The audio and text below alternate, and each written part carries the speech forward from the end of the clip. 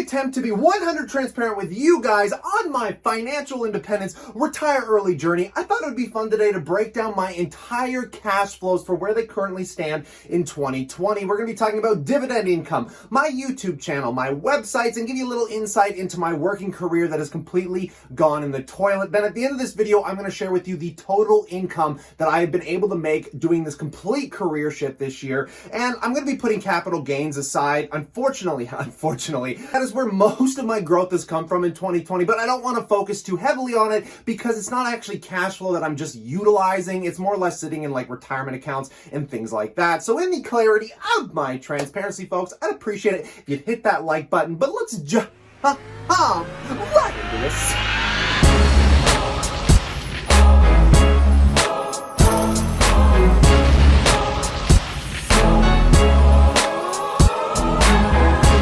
Welcome back, passive income investors alike. Now, getting right into this, specifically talking about the stock portfolio, again, putting all those capital gains aside, we're just going to kick this off by talking about the dividend income. Now, this dividend income is relatively all after tax and expenses because a lot of it is coming out of my tax-free savings account, in which this year I have received $2,833. Now, these aren't really accurate because everything is growing so fast. I think I've grown my annual dividend this year by almost $3,000 here, folks. So a lot of that won't get like equated into the entire income for the year until the next year. You almost need a full year to see exactly how much income you're going to currently be making, because many of you know I'm currently averaging somewhere between $655 a month. But when you look at the total income of $2,833 over the last, 9 months or so, I mean, that doesn't really equate to $600 a month, but it will start doing so once we move into next year here, folks. But I am certainly not complaining because, you know, $2,000, that's a free trip somewhere. We're talking about a lot of coffee, a lot of free dinners, or heck, even a solid month and a half or even 2 months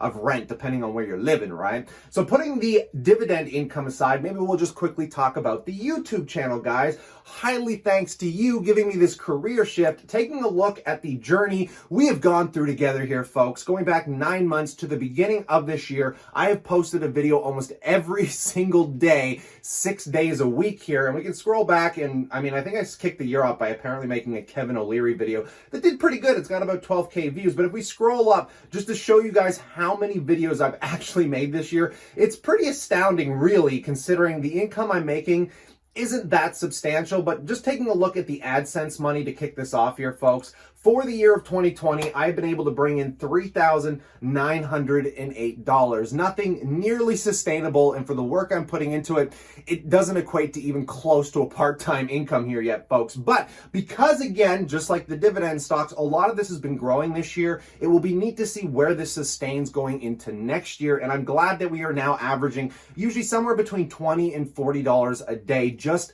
in AdSense. But where things get really interesting is with the sponsors. If I were to take the AdSense money and actually add up the sponsor income I've made this year, in total, YouTube has made me $11,189 exactly. Now we're talking about a little bit more of a healthy chunk of income. And I wanted to show this to you guys for anybody that's out there trying to start a YouTube channel, because you have to remember, for the first year of me making videos, I didn't make any money. This is the first year I started making cash, which we can see goes all the way back. I think I actually got approved for AdSense last November. And if I scale this out, let's just see the lifetime of this. You guys can actually see, so here's for the first whole year of 2019, I didn't make a dime. And then in November 4th of 2019, I started making my first ad revenue income of about $6.44 a day. So we have come quite a substantially long way, and I'm hoping this is going to continue to grow because I really want to go into next year kind of more or less relying on this for my cash flow at hopes that my magic career kind of comes back, which we're going to talk about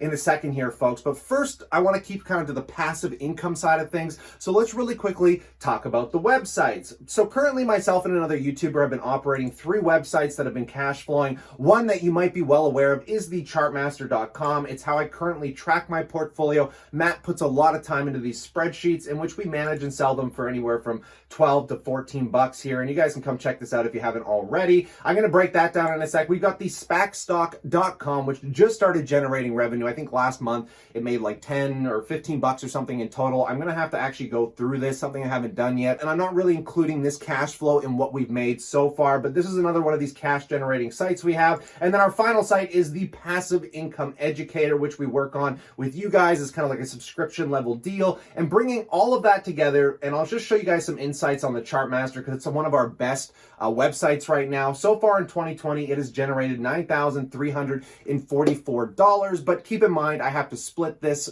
with my partner. And of course, there are business expenses. So just to give you guys some exact numbers here, in total off all of these websites, my cut after expenses has been $5,943. Not bad for a couple Shopify stores that kind of just operate in the back end that we're kind of promoting through our YouTube channels. So I'm very grateful for these income sources because between dividends, YouTube, and these websites, it is literally all I am living off of for cash flow. And yes, I still do have my magic career, but oh God, that has been a rough year for this. Typically in any given year for the last, I don't know, 10 years of my life since I've been a full-time magician, I've been able to make usually around $30,000 a year, but not in the pandemic here, folks. And I honestly don't think even next year for the decent chunk of it, I'm going to have any major income sources coming off this, because being a magician here, folks, we know restaurants, resorts, carnival crews are going to spend a solid year just building up their balance sheets before they're probably going to start seriously considering taking on major entertainment contracts.